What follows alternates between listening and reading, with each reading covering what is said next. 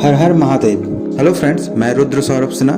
जैसा कि आप सब जानते हैं, पिछले ब्लॉग में मैंने कहा था कि हमारा अननोन डेस्टिनेशन पार्ट खत्म नहीं हुआ है। इसका मतलब आगे का ट्रैवल बाकी है। So welcome to our next travel zone के अननोन डेस्टिनेशन के नेक्स्ट पार्ट के ट्रैवल में। मायापुर में इस्कॉन मंदिर का दर्शन करने के बाद नेक्स्ट ट्रैवल के लिए हम सब स्वरूपगंज फेरी घाट से 5 से 7 मिनट का नौका यात्रा कर नदी पार करके नवद्वीप पहुंच गए। नदी पार करने के बाद हम सब होटल खोजना स्टार्ट कर दिया। लकीली एक होटल मिला, हॉलीडे होटल्स लॉडेज में हम लोग को रूम भी मिल गया।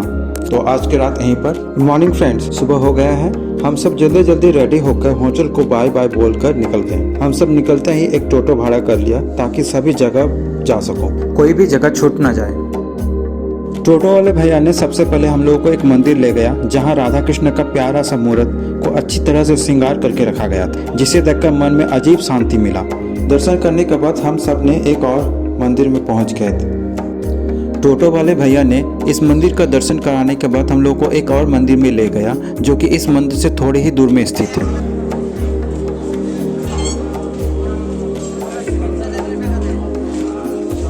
अंदर प्रवेश करते ही सामने एक दादी अम्मा सबको तिलक लगा रहा था, तो मेरा भी मन हुआ तिलक लगाने का।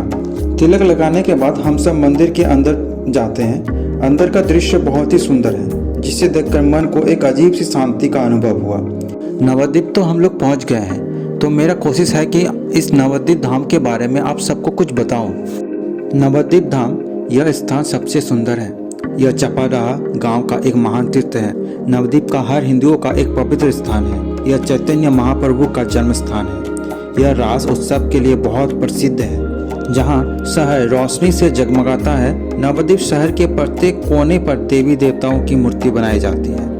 रास उत्सव के अवसर पर सैकड़ों लोग इस शहर में इकट्ठा होते हैं। मेरा कोशिश रहेगा आप सबको अगले साल रास के उत्सव में ले आऊं। यहाँ मंदिर का दर्शन करने के बाद टोटो वाले भैया ने हम सबको एक और जगह ले गया। इस जगह को गुप्त रास के नाम से जाना जाता है। नवद्वीप के बारे में बोलने के लिए बहुत कुछ है, जैसे कि श्री नवद्वीप मायापुर धाम गंगा के तट पर खूबसूरती से बसा हुआ है। हर द्वीप गंगा नदी के सहायक नदी से अलग है।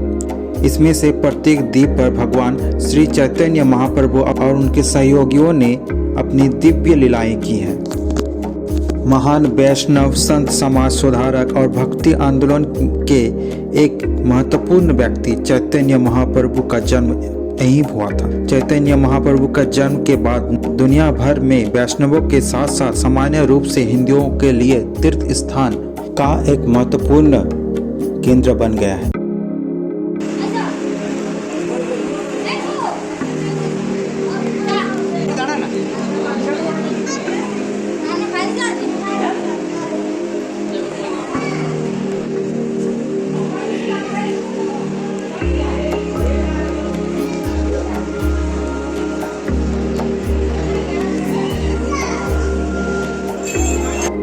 अब हम सब आते हैं एक और मंदिर में। यहाँ अंदर प्रवेश करने के लिए आप सभी को टिकट लेना पड़ेगा।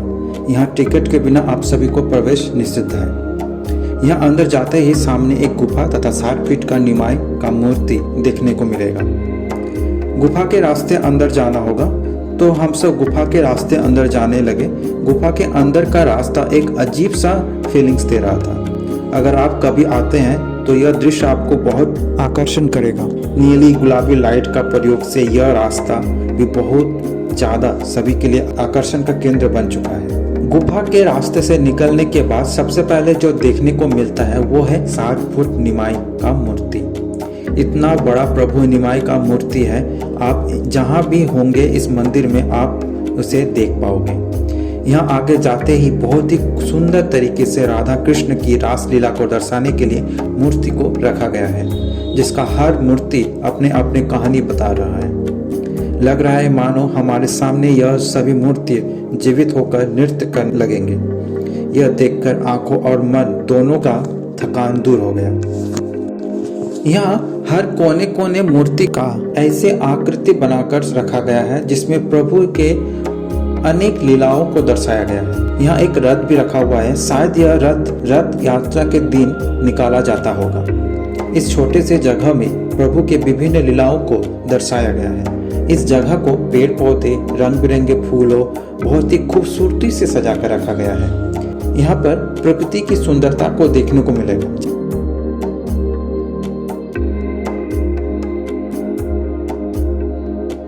जैसे कि हम सब आगे जाते हैं, यहाँ श्री नारायण का एक बड़ा मूर्ति है। यह एक म्यूजियम है। इस म्यूजियम में प्रभु विष्णु की विभिन्न लीलाओं को दर्शाया गया है। इस म्यूजियम को इतनी सुंदर और भव्य तरीके से सजा कर रखा गया है कि यहाँ पर भक्तों की भीड़ हमेशा बना रहता है। आसपास के गांव, शहर, देशों से लोग यहाँ पर भ्रमण करने के लिए आते हैं। इस म्यूजियम में भगवान विष्णु के विभिन्न लीलाओं को दर्शाया गया है, जिससे हमें भगवान विष्णु के विभिन्न लीलाओं के बारे में पता चलता है। यहाँ हर चरित्र को मूर्ति के रूप में हमारे सामने सजा कर रखा गया है, जिसे देखकर हम हर घटनाओं को अच्छे से समझ सकते हैं। यहाँ पर कृष्ण गोपियों संग रास खेलते दिख रहे हैं तथा सामने एक छोटा सा प्यारा सा गोपाल हाथ में लड्डू लेकर पालने में बैठे हुए हैं। यहाँ हर कोई गोपाल को पालने में बुला रहे हैं, उसमें से मैं भी हूँ। एक और गोपाल सामने हाथ में लड्डू लेकर बैठे हुए हैं, जिसका मनमोहक मुस्कान मुझे अपने ओर खींच रहे हैं। उसके बाद सामने कीर्तन की शोभा यात्रा को दिखाया गया है। म्यूजियम को देखने के बाद हम सब निकल गए।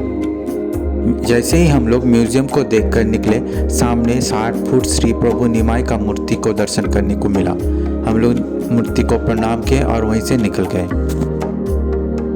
निकलने के बाद हम सब निमाई जन्म स्थान आश्रम पहुंचे। आश्रम में प्रवेश करते हुए सामने एक बहुत खूबसूरत सी तुलसी मंदिर कमल फूल की आकृति का बना हुआ देखने को मिला, जो देखने में बहुत खूबसूरत है। यह स्थान महाप्रभु गौरांगों का जन्म स्थान है, जिसका बहुत सारा साक्ष्य भी मिल चुके हैं। ये जो पेड़ दिख रहा है ना, यह नीम का पेड़ है। कहा जाता है यह पेड़ बहुत पुराना है। कितना पुराना कोई भी बता नहीं सकता। इसके नीचे सभी अपनी अपनी मनोकामनाओं के लिए धागा बांधते हैं। लोगों का मानना है कि अगर आप अपना मनोकामना को केंद्रित कर धागा बांधते हैं तो आपका मनोकामना जरूर पूरा होगा। यहाँ भी आप विभिन्न प्रकार के मूर्ति को देखने को मिलेगा। यहाँ भी प्रकृति को अच्छी तरह से सजा कर रखा गया है। अगर आप यहाँ पर आते हैं तो आसपास के नेचर, आसपास की प्रकृति, पेड़ पौधा से सजा हुआ ये आश्रम आपको बहुत ज़्यादा आकर्षण करेगा।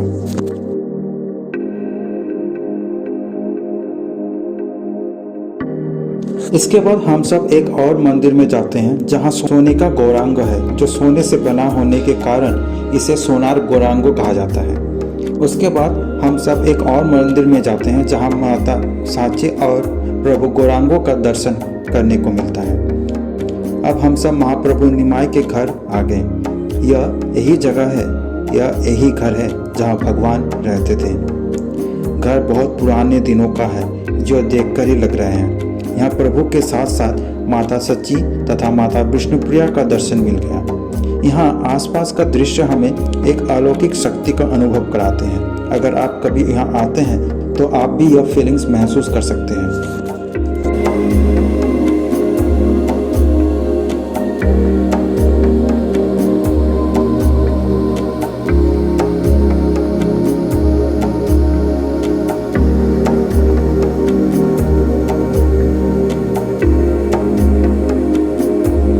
उसके बाद टोटो वाला भैया ने एक और मंदिर में ले गया और देखने में बहुत ज़्यादा ही खूबसूरत है। इस मंदिर के प्रांगण को इतनी खूबसूरती से सजा कर रखा गया है कि मानो अगर आप यहाँ पर आते हैं, अगर रुकते हैं तो लग रहा है कि यहीं पर बैठ जाए, यहीं पर कुछ देर रुके और इस शांति और इस सुंदरता का अनुभव करें।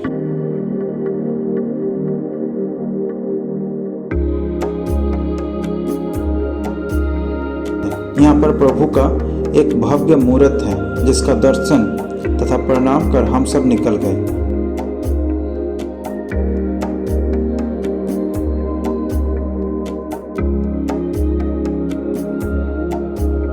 इसी के साथ साथ हमारा अननोन डेस्टिनेशन के ट्रैवल खत्म होता है। अब हम सब यहीं से घर की ओर रवाना हो गए।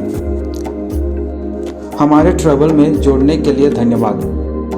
फिर से मिलते हैं आवर नेक्स्ट ट्रैवल जोन के नेक्स्ट ट्रैवल में। तब तक के लिए धन्यवाद। Ta-ta, bye bye, take care.